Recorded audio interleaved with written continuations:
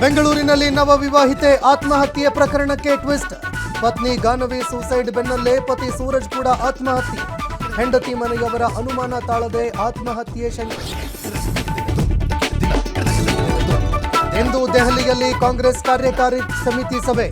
CWC ಸಭೆ ಬಳಿಕ ರಾಹುಲ್ ಭೇಟಿಗೆ ಸಿದ್ದರಾಮಯ್ಯ ಯತ್ನ. ಸಂಪುಟ ಪುನರ್ರಚನೆಗೆ ಒಪ್ಪಿಗೆ ಪಡೆಯಲು ಕಸರತ್ತು.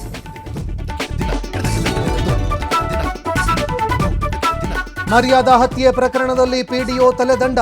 ಹುಬ್ಬಳ್ಳಿಯ ಬೆಳಗಲಿ ಗ್ರಾಮದ ನಾಗರಾಜ್ ಗಿರಿಯಪ್ಪ ಅಮಾನತು. ಮಾನ್ಯ ಚಿಕಿತ್ಸೆ ಅಂತ್ಯಕ್ರಿಯೆ ವೇಳೆ ಸ್ಪಂದಿಸದ ಹಿನ್ನೆಲೆ ಕ್ರಮ. ಬೆಳಗಾವಿಯಲ್ಲಿ ಮರಾಠಿ ಬ್ಯಾನರ್ ಹರಿದು ಆಕ್ರೋಶ. ಮಜಗಾಂವ್ ಗ್ರಾಮದಲ್ಲಿ ಹಾಕಿದ್ದ ಬ್ಯಾನರ್.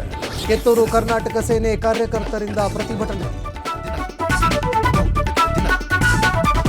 ಇಸ್ರೇಲ್ನಿಂದ ಗಾಜಾದಲ್ಲಿ ಹಮಾಸ್ ಸುರಂಗ ಧ್ವಂಸ. ಸುಮಾರು 4 ಕಿಲೋಮೀಟರ್ ಉದ್ದದ ಸುರಂಗ ನಾಶ. ರಸ್ತೆ ಬದಿ ನಮಾಜ್ ಮಾಡುತ್ತಿದ್ದವನ ಮೇಲೆ ಜೀಪ್ ಹತ್ತಿಸಿದ ಇಸ್ರೇಲ್ ಸೈನಿಕ.